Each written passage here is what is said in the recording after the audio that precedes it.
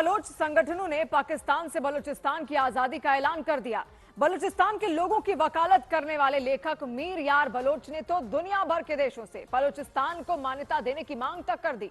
मीर यार बलोच समेत बलूचिस्तान की आजादी की जंग लड़ने वाले कई संगठनों ने बलूचिस्तान की आजादी का दावा किया और भारत से आजाद बलूचिस्तान को मान्यता देकर दिल्ली में दूतावास खोलने की मांग की। इसके अलावा मीर यार बलोच ने संयुक्त राष्ट्र से बलूचिस्तान में मानवीय सहायता भेजने और बलूचिस्तान को मान्यता देने की भी अपील की। इसके साथ ही उन्होंने संयुक्त राष्ट्र से ये भी मांग की कि वो पाकिस्तान की सेना को बलूचिस्तान के इलाकों, हवाई क्षेत्र और समुद्र से जाने के लिए कह दे। बीएलए यानी बलूचिस्तान लिबरेशन आर्मी ने बलूचिस्तान की आजादी के लिए उस मौके का फायदा उठाया जब पाकिस्तान और भारत के बीच संघर्ष चल रहा था। बीएलए ने इसका फायदा उठाकर पाकिस्तानी सेना के खिलाफ विद्रोह तेज कर दिया था। बीएलए ने पाकिस्तान की सेना पर एक के बाद एक कई बड़े हमले कर दिए थे। यहाँ तक कि बीएलए ने बलूचिस्तान के कई शहरों में पाकिस्तान के झंडे उतारकर बलूचिस्तान के झंडे भी लगा दिए थे, जिसके बाद ये ऐलान कर दिया कि बलूचिस्तान पाकिस्तान से आजाद हो गया। बीएलए के लड़ाके लंबे वक्त से बलूचिस्तान की आजादी की मांग को लेकर संघर्ष कर रहे थे और आखिरकार बलोच लेखक मीर यार बलोच ने सोशल मीडिया पर पोस्ट कर बलूचिस्तान की आजादी का दावा कर दिया और बीएलए के इस दावे के बाद पाकिस्तान में खलबली मच गई। पाकिस्तान आरोप लगाता रहा कि बलूचिस्तान को कई देशों ने न सिर्फ उकसाया बल्कि उसे हथियार और पैसों की मदद भी की। इसे लेकर पाकिस्तान ने कई बार भारत के साथ ही अफगानिस्तान और ईरान का नाम भी घसीटा, क्योंकि बलूचिस्तान की बलोच आबादी का कनेक्शन अफगानिस्तान और ईरान दोनों देशों से है।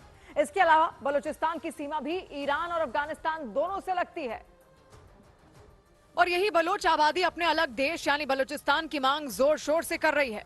बलूचिस्तान की सीमा ईरान और अफगानिस्तान दोनों देशों से लगती है।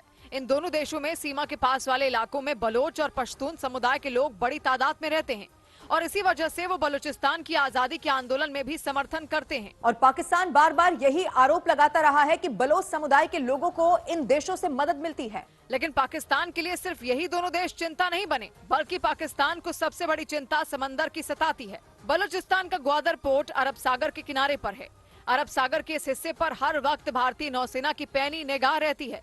पाकिस्तान का सबसे अहम बंदरगाह कराची भी इसके करीब है और भारतीय नौसेना कई बार ये दावा कर चुकी है कि कराची उसकी रेंज में है। ऐसे में अगर ग्वादर पोर्ट उसके हाथ से गया तो उसके लिए खतरा और बढ़ जाएगा। इसीलिए पाकिस्तान कभी नहीं चाहता कि बलूचिस्तान उससे अलग हो और इसीलिए इस खबर ने चीन की भी टेंशन बढ़ा दी, क्योंकि बलोच संगठनों के निशाने पर सिर्फ अब पाकिस्तान सरकार नहीं बल्कि चीन भी रहा है। चीन का सबसे महत्वाकांक्षी प्रोजेक्ट सीपीईसी यानी China Pakistan economic corridor Balochistan से ही होकर गुजरता है, जो ग्वादर पोर्ट तक पहुंचता है। लेकिन अगर ग्वादर समेत पूरा बलूचिस्तान पाकिस्तान से अलग हो गया तो चीन के लाखों करोड़ डॉलर का निवेश डूब जाएगा।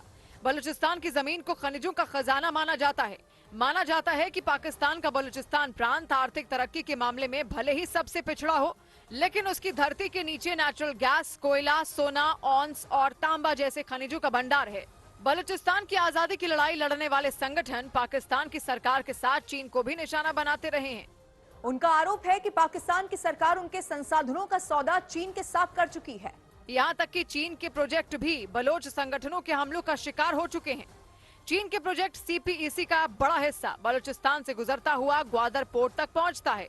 अगर बलूचिस्तान पाकिस्तान के हाथ से छिटक गया तो चीन का सीपीईसी कभी अरब सागर तक नहीं पहुंच पाएगा।